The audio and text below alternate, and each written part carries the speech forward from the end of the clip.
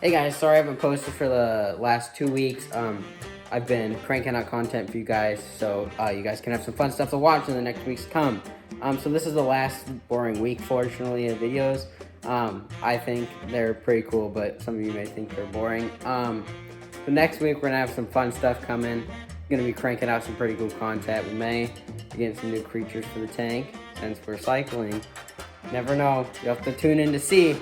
But yeah, this is a video I pre-recorded a little bit ago, and it's just about the cycling of a reef tank and the processes it goes through. I really wanted to elaborate on last week's video. I wanted to go more in depth in the kit and what some of the chemicals used and how those processes take place. So hopefully you enjoy. Hey guys, so today I'm here to talk to you about the nitrogen cycle. This happens in fish tanks. Different types happen in different types of water. So like salt water and fresh water, there'll be different types of bacteria, so the processes take longer or shorter, depending on what type of tank you have. So first, we have ammonia. This is pretty much just excess fish waste. If you feed the fish too much, you'll have food that gets broken down. So this is converted by just normal phytophilic bacteria into nitrite.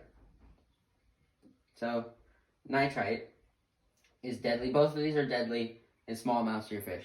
So you can't have over 5 ppm of either of these, which is ppm is parts per million. So you have this, which gets converted by anaerobic bacteria, which lives inside your rocks, your sand, your decorations, into nitrate. This is the final product of your cycle, and this doesn't get denatured or taken out of the tank in any way besides yourself, so, or by plants. So this will just keep rising and keep going up until you start controlling it by either adding plants or feeding less. So that's why we do water changes, to take and put a curve on this. So you want to get it to be as stable as you can. So this is pretty much the process of the nitrogen cycle. Now I'll demonstrate you how it is in a real fish tank. So this is pretty much what you have to do to have a stable tank that has a stable nitrogen cycle. So first, you have to have a source of ammonia. This can either be fish, like I talked to you about in the other clip. So in here I have 4 fish, which is a good stocking for a 10-gallon tank. This pretty much has 2 cobra endlers and 2 emerald rasboras. You know, not very expensive fish. You don't want to start out with very expensive fish. So those are what are producing ammonia. Then I seeded this tank with this rock in here, which stores from another tank, a pre-cycled tank, which is what stores all that aerobic and anaerobic bacteria that converts your excess nutrients into nitrite and nitrate. Now the thing is, I haven't performed a water change on this in 3 months now. You might ask how that happens. Well, it's what we're learning about right now, photosynthesis. So these are what called duckweed up here, and they are very good at absorbing that nitrogen that's being converted. So they absorb this. They also absorb the extra waste that is in the tank. They absorb that right away, so you have less of a nutrient absorption that happens originally because of these plants up here. They also grow very fast, so you always have them. I transfer them to all my other tanks. So yeah, that's pretty much how it happens in a freshwater tank. So that gets converted, and then you have something called pH. So this really helps, these plants really help keep your pH stable, which is kind of difficult for freshwater tanks, especially when you're not performing water change on it. Hey guys, so this is my saltwater tank. So I have 2 fish in here right now. My clownfish, which is down there, and my purple tang. He's a little skittish right now because he's hungry. But, so let me tell you what the processes are for a saltwater tank. So first you have to seed your tank because the bacteria in saltwater takes longer to grow. So I recommend seeding it. So I seeded mine with Nitrobac, which is nitrifying and denitrifying bacteria. This is the bacteria I talked about in the other clip that takes your ammonia and nitrite and turns it into nitrate. So then I added some anaerobic bacteria and phospho anaerobic bacteria. This is very important, okay? So you see these corals right here. I got some right there and right there. There's not much in this tank because I'm building a larger tank, but those are very sensitive to phosphate. Your fish, you can get away with phosphate, but corals, once it starts creeping over 1, you start to see a lot of die-off and just not good stuff happens. So you need that phosphoanaerobic bacteria to help decrease that. Now let's get into fish stock, okay? So this is very important. So once your tank you think it's stabilized, you need to add a small starter fish to start that cycle, because after your main cycle, there's a little mini cycle that happens.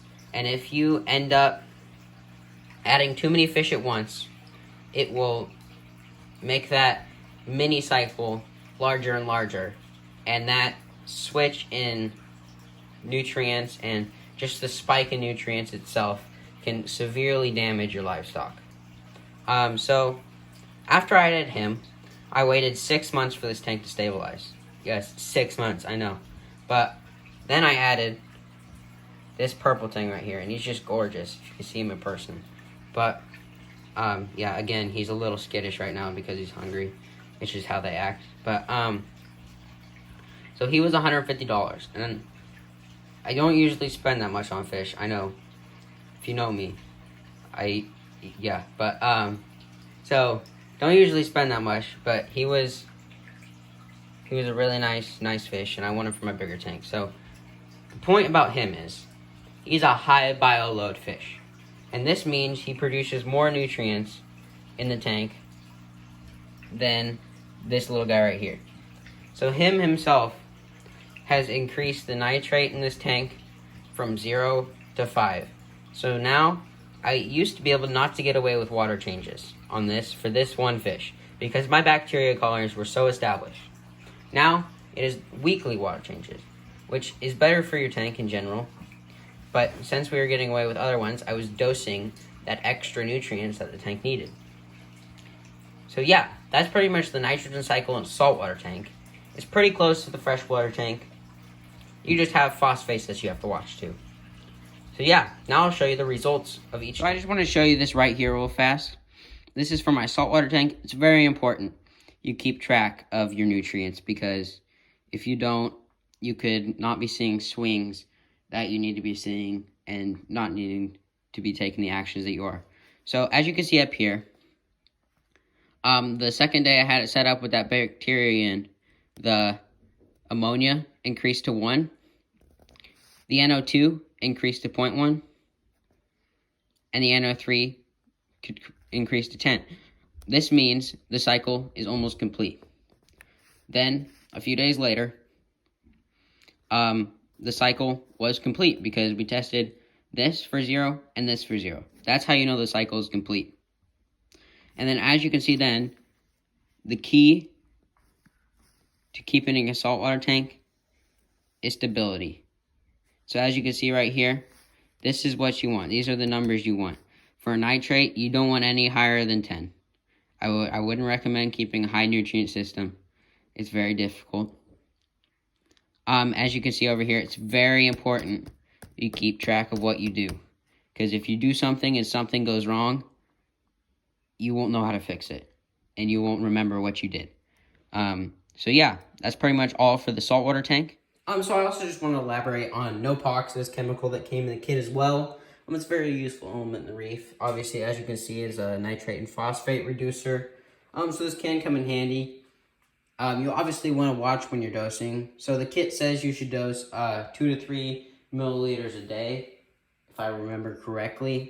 So in the long run, that is quite a bit, but if you have bigger tanks when you can buy in bulk like I can, the cost really doesn't add up, and it's really a beneficial thing.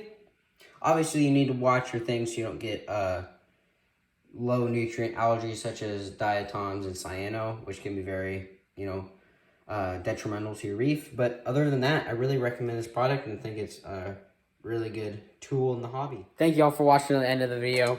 You're the Video Squad. I love you.